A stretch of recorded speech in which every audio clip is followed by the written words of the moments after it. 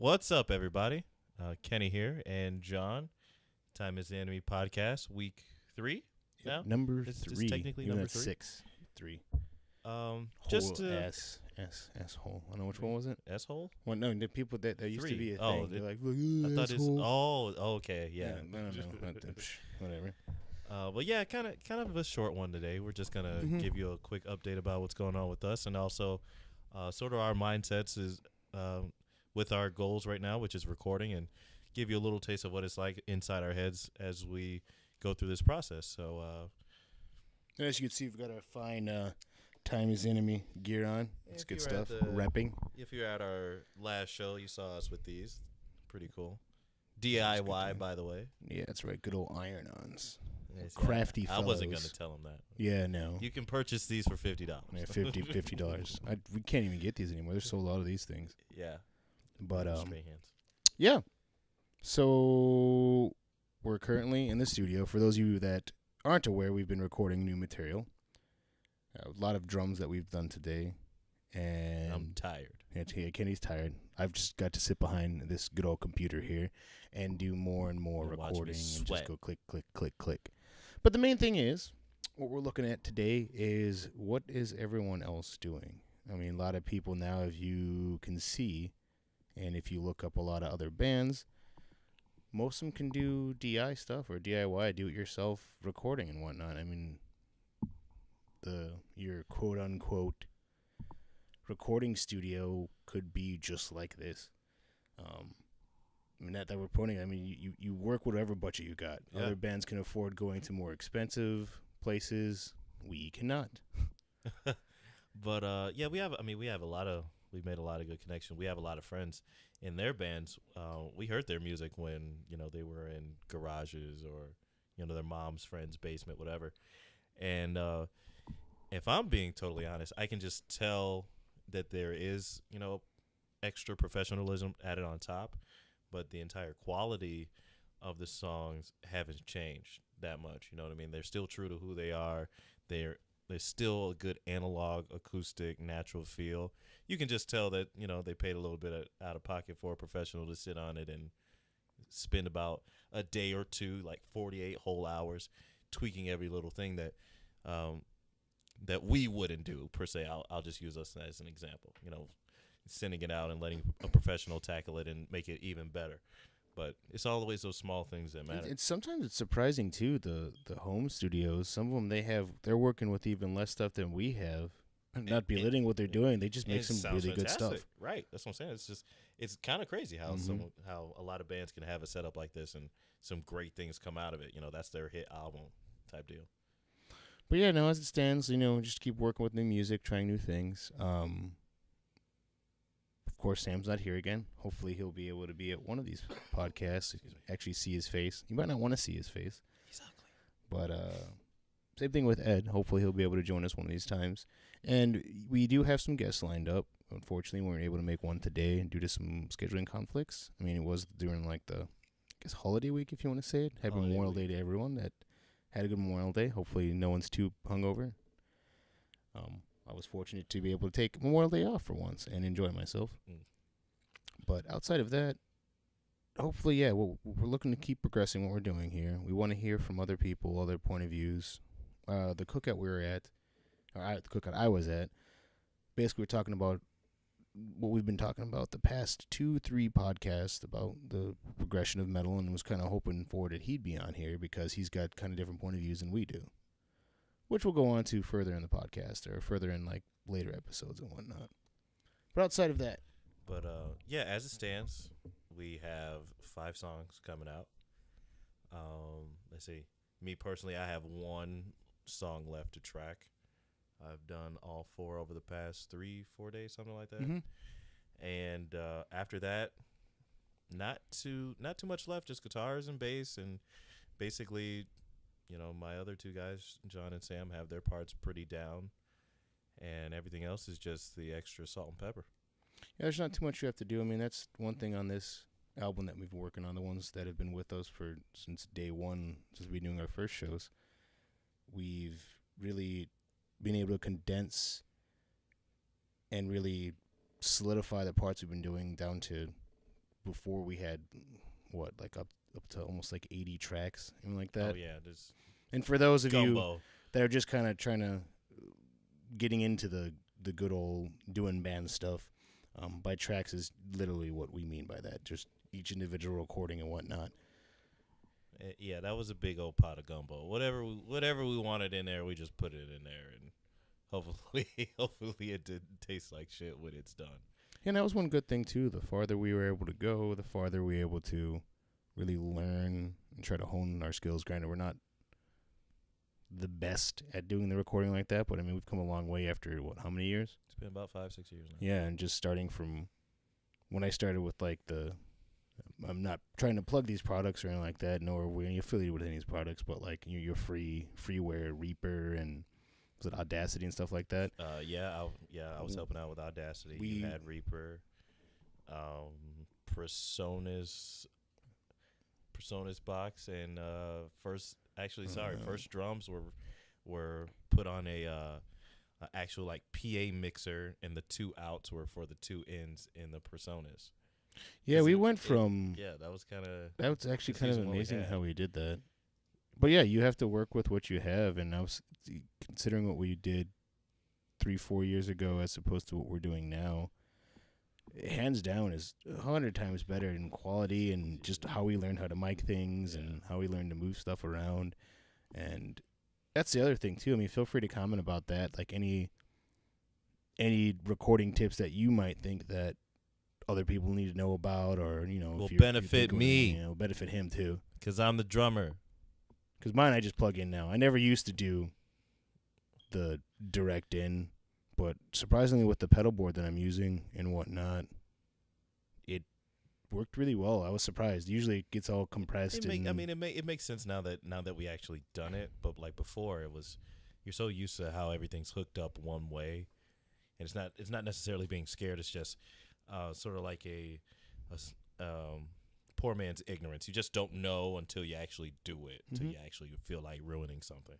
And at those other times in our lives, we were trying to put something out and stay current, keep the buzz going, play shows, mini tours, whatever. We're just doing so many things back to back to back. Can you spend the time to experiment? But lately, past, over this entire year, it's been all about experimenting with what we got and trying new things.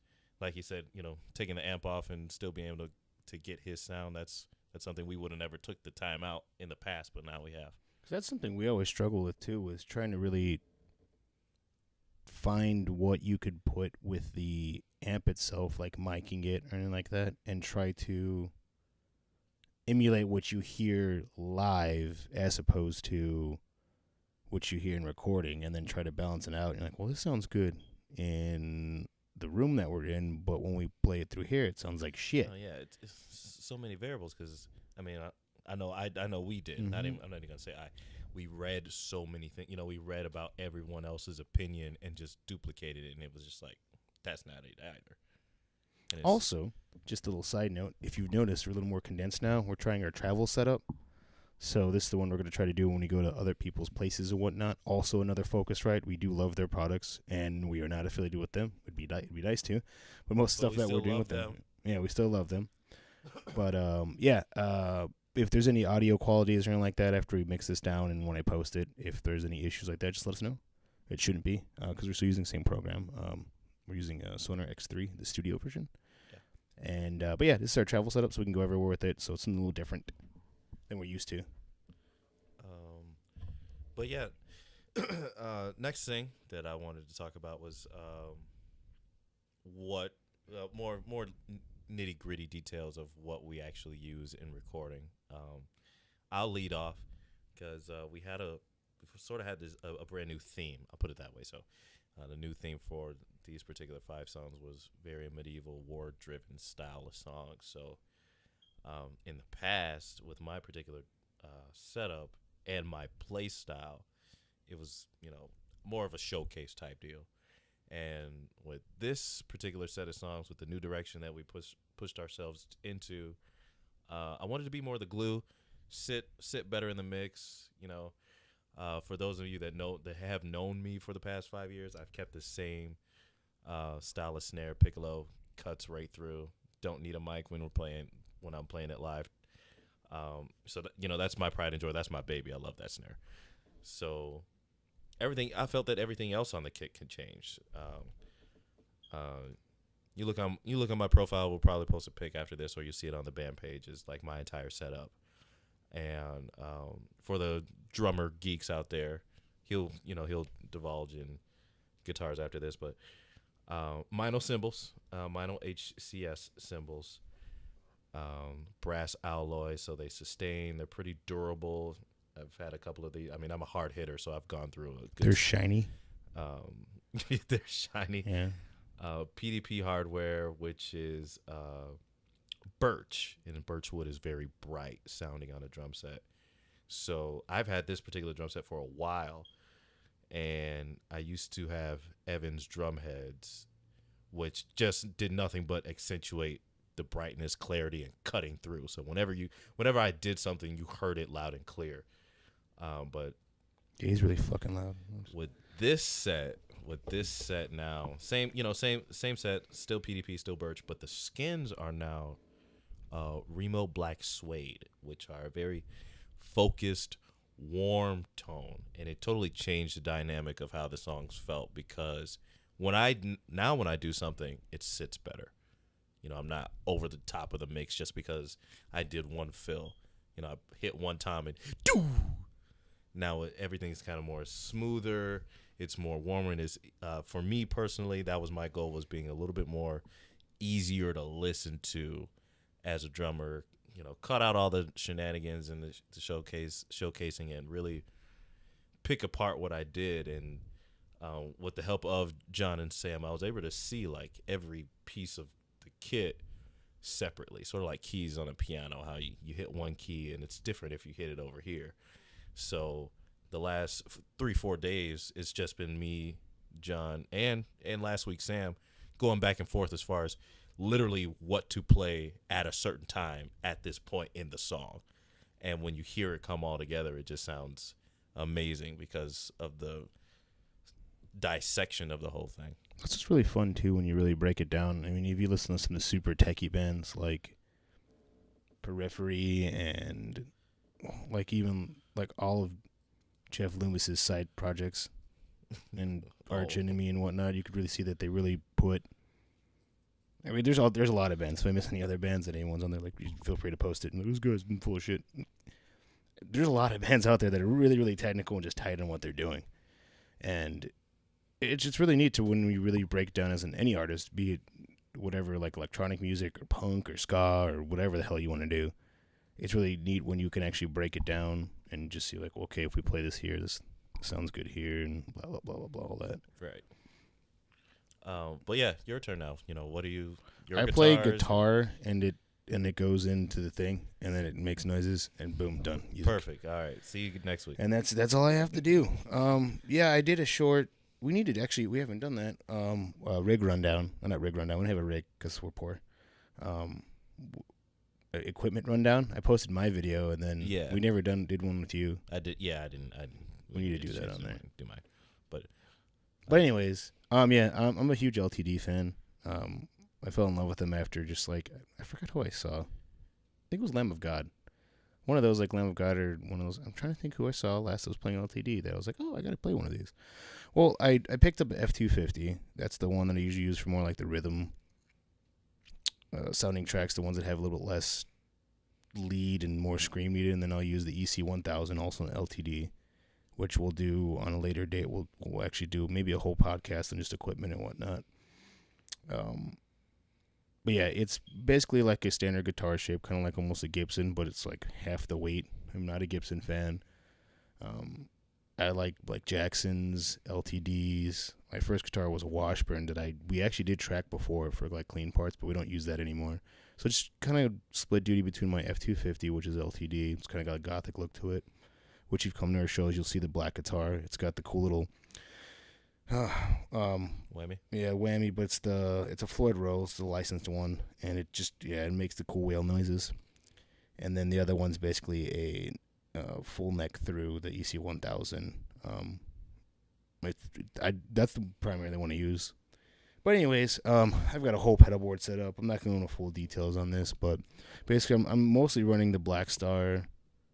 It's a tube pedal, and the pedal actually has a tube in it, and then through a solid state amp. But now I just DI directly into our sweet Focusrite 18i20 with the Black Star pedal. But other than that, I don't really use too much. That was another plug, anything. by the way. Yeah, that's about it. They make good stuff. Like Focusrite is awesome. But yeah, not to bore you guys with all that. And some people will be like, "Well, that's wrong with the tech stuff." I could be wrong. I know how it works and how to fix it. And when I need major work done, I just take it in. Yeah. Because I am not what I would call a guitar tech at all. But outside of that, I mean, recording is actually really, really. I enjoy recording. It's probably the most tedious process because you can't mess up. I mean, you could mess up and try to hide it, but that's the fun part about it. Yeah, that's. Well, what was your mindset? I gave a little piece of mine, but what's your mindset going into these 5 songs? Like, I don't know anymore. Why this like, direction? It's did we like decide it just when it started just kind of boiling down to what members were still here, what members weren't here. It was kind of going on to what the band as a whole wanted to write. And it was kind of just always bouncing back and forth between me and you of like the feeling we want of music and kind of going to what we really wanted to see metal go into. And as stupid as is, we're so into the whole like Norse and like Viking and like, you know, Spartan kind of feel and whatnot. It just felt right to do about that. A lot of people can cover politics. A lot of people can cover religion or thoughts against any sort of something that someone might find offensive or anything like that. And actually cover that in a topic, which is really, really cool. But I'm not really one to kind of I'm not really big on just saying, okay, well, let's go against hardcore right, hardcore left, or anything like that. Just something that's like brutal and intense about it. And that's what I really liked about metal. And yeah, some of my favorite metal songs actually do have like political drive behind it and whatnot. But I think it's because we watch so much of Game of Thrones, and then I'm trying to get him into a series called The Last Kingdom, also on Netflix. I already watched the first season. Yeah, you gotta watch the second season. It gets better. I haven't watched the second. Yeah, it's just even more violent. Yeah. But it's shit like that. It's just cool. And then we're big fans of Amon Amarth, and like we really like that. Out of nowhere, really, because at first Amon Amarth was not my cup of tea. Yeah, I just kept pushing like, dude, listen to him. Just listen to your lyrics. Just listen to what it's about. Wasn't my cup of tea.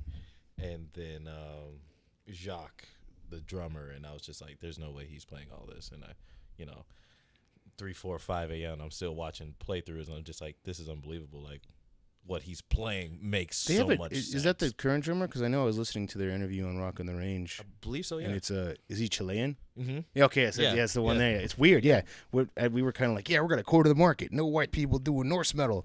And then now he's got freaking a Chilean. I was like, damn it. But no, it's We'll be there soon. You may hate him on Amarth because I'm cool with that because like sometimes his vocals can be off-putting, but it's an intense and Vikings just as a whole, because I said this in the first podcast. Like, I feel our genre is epic metal. It's got it's got layers. It has orchestra feel. It's one of those make you shake your hand type of deal, and this is a perfect thing to be writing that sort of style too. And if we get enough, let's say we get enough likes on this thing here, Kenny will paint his face for the next show. Like, I already painted my face. Like, no, black metal. Like, it's like you're doing whiteface. But do the opposite. We'll be like whiteface. And then, so I'll if we get 100 likes on this, next show we do, Kenny's likes, going full black metal. 100 likes. He's going to paint his arms and shit. We will call Darlene, book a show, and I'm doing all of it. Yeah, like, all right, well, here's her new thing, and Kenny's really into black metal. 100 likes. He's gonna have spikes and shit. We won't even be able to play. I'm not doing all the spikes. I'll get whatever you want painted that's not a penis. You could paint a penis on your face. No, penis. We're not doing it. I just said that. If there's really good artists out there, you should 100 likes, you can paint me. What? That's what you just said. I gotta get painted. No, you're gonna paint yourself. That's gonna look terrible. Might want somebody else to do that. I want someone to paint me. And Be sure to comment on this, Ben. We need some hate from you because you talk so much hate outside of here. You suck, Ben. Yeah, we're gonna have him come on here with his unsa unsa music. So stay tuned if you guys like that.